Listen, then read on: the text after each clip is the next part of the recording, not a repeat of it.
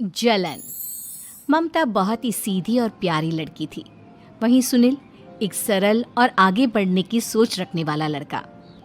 सुनील, बेटा सुनील कहाँ है? अरे जरा एक गिलास पानी तो दे दो। हाँ माँ, अभी आया। क्या माँ, पानी तेरे सर के पास ही तो रखा है। क्या हो गया है, तबीयत खराब है क्या? अरे नहीं नहीं, वो उठने का मन ही नहीं कर रहा था तो देखा ही नहीं।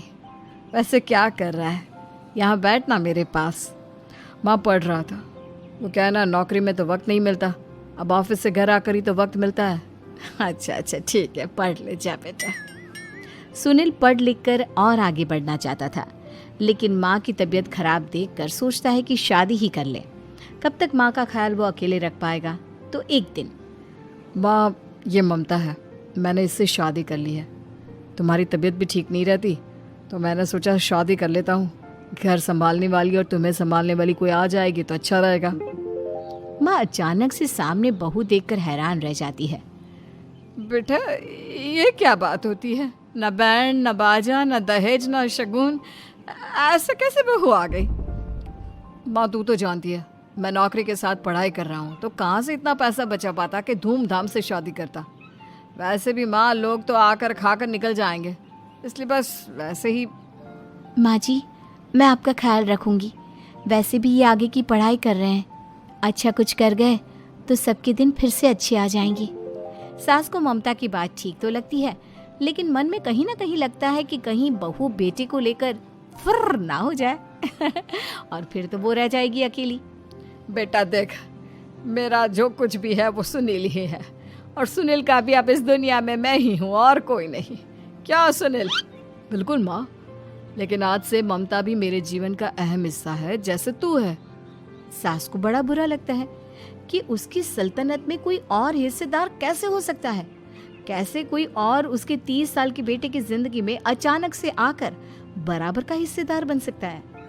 देख बहू, मैं भले थोड़ा बीमार रहती हूँ, लेकिन इसका मतलब यह नहीं कि घर की चीज़ों में मेरा कंट्रोल खत्म हो गया है। मैं आज भी इस घर की रानी हूँ, समझी? बेटा सोचता है कि ये माँ को अचानक से क्या हो गया। कल तक जो माँ कहती थी कि जिंदगी का कोई भरोसा नहीं, वो अचानक से जंग के मैदान की झांसी की रानी कैसे बन गई। माँ क्या हो गया है? सब ठीक है ना? अचानक कैसी बात कर रही हो? ममता का आज पहला दिन है, स्वागत करो उसका। आसपास की आंटियों को बुलाओ, नई दुल्हन की मुंह दिखाए करवाओ। खैर, सास होने का फर्ज निभाती है और बाद में एक सहेली के साथ बाहर निकल जाती है। क्यों री, बताया नहीं कि बेटे का ब्याह कर रही हो? वैसे तो सारा दिन हम ही में घुसी रहती हो। अरे मुझे भी तो अभी पता चला, यूं अचानक सर पर लेकर आ गया। कहता है बहू है माँ तुम्हारी, अब इसको भी इतना ही मैं प्यार करता हूँ जितना तुझे करता हूँ। लो जी, ये क्या बात होगी? क्यों इतना प्यार करता है? अरे माँ का प्यार तो ज्यादा होता है। अब उसको तो कोई दूसरा पति मिल सकता है, लेकिन तुम ही बताओ, क्या माँ की ममता किसी और की हो सकती है? ना जी ना, बेटे को समझाओ ये बात। अरे क्या समझाऊं, मुझे तो खुद ही समझ में नहीं आ रहा कि क्या हो रहा है। जो बेटा कल तक माँ माँ करता था, अचानक से बीवी बीवी का राग आलाप रहा है। देखा, उसकी बीवी ना सुंदर और जवान है। सुंदरता के आगे तो एक से एक नहीं टिके, तो तेरा बेटा किस खेत की मूली है? सास को भी समझ में आ जाता है कि बहू की सुंदरता के आगे माँ का प्यार किसी काम का नहीं। उधर बीवी, ए जी, अम्मा जी सहेलियों को छोड़ने गई थी, अभी तक आई नहीं, हम देख आए क्या? अरे रहने दो ना, आ जाएंगी। कहाँ जाएगी, उनकी आदत है, एक बार जाती है तो पूरी पंचायत खत्म करके ही आती है। अच्छा ही है, खाना वाना खा कर गई होगी। छोड़ो ना, घूमेगी तो खाना पचेगा, नहीं तो ऐसे ही खाट पकड़ लेगी। बहू भी शांत हो जाती है। उधर सास सोचती है कि आज थोड़ा देर से ही घर जाती हूँ, जब बेटा परेशान होकर ढूंढेगा तब मजा आएगा। बीवी को खुद ही पता चल जाएगा कि माँ के आगे उसकी दाल नहीं गलेगी। लेकिन वहीं दूसरी ओर घर पर, ए जी, माँ जी अभी भी नहीं आई, हमको तो घबराहट हो रही है कि क्या करें, जाकर पता करें किसी के घर। अच्छा, कहाँ जाओगी ये भी बता दो। पहला दिन है तुम्हारा इस घर में और एक ही दिन में मोहल्ला छानोगी क्या? हाँ, तो आप भी तो नहीं जा रहे हैं ना, हमको फिक्र हो रही है। अरे यार, ये रोज का है अम्मा का, खाओ और सो जाओ। बस फिर क्या था। बेटा बहू खाना खाते हैं और कमरे में सोने चले जाते हैं। उधर जब सास को कोई देखने नहीं आता तो वह हार कर घर आ जाती है, जहाँ वो देखती है कि सारे घर की लाइट्स बंद है। सास को गुस्सा आता है। बहू, ममता बहू कहाँ हो? लेकिन सारे दिन की थकी बहू को ऐसी नींद आती है जैसे किसी ने भांग की गोली खिला दी हो। वो तो नहीं उठती। उठकर आ जाता है बेटा। अरे क्या बात है अम्मा, काहे चिल्ला रही हो? अरे सो जाओ ना, सुबह की थकी है बहू, वो सो रही है। जोर से बोलोगी तो नींद खुल जाएगी उसकी। माँ को गुस्सा आ जाता है। फिलहाल तो सो जाती है, लेकिन मन ही मन ढेर सारा जहर बहू के लिए भरा होता है। सुबह बहू चाय बना रही होती है कि सास धीरे से गैस तेज कर देती है, जिससे चाय का बर्तन जल जाता है। और जैसे ही बहू चाय का बर्तन उठाती है, उसका हाथ जल जाता है। मेरा हाथ जल गया। वो जोर जोर से चिल्लाकर इधर उधर भागती है कि सास थोड़ी देर में उसके हाथ में पानी डाल देती है। हाय रे बहू, क्या कर रही हो? पहली बार रसोई छुई हो क्या? सासू माँ गलती से गैस तेज रह गई थी और बर्तन जल गया, जिससे मेरा हाथ जल गया। हाय रे, कितना गंदा दाग। छी छी छी छी, मुझे तो उल्टी आ रही है तेरा गला हुआ मांस देखकर। तू ना मुझे अभी साथ से खाना मत लगाना। बहू भी खुद का हाथ देखती है तो उसे भी रोना आ जाता है। कुछ दिनों के बाद सास की सहेली आती है। बहू चाय बनाकर लाती है। उसके जाने के बाद सहेली कहती है, बहू की सुंदरता ऐसी है कि कोई भी दीवाना हो जाए। वैसे तेरे बेटे का क्या हाल है?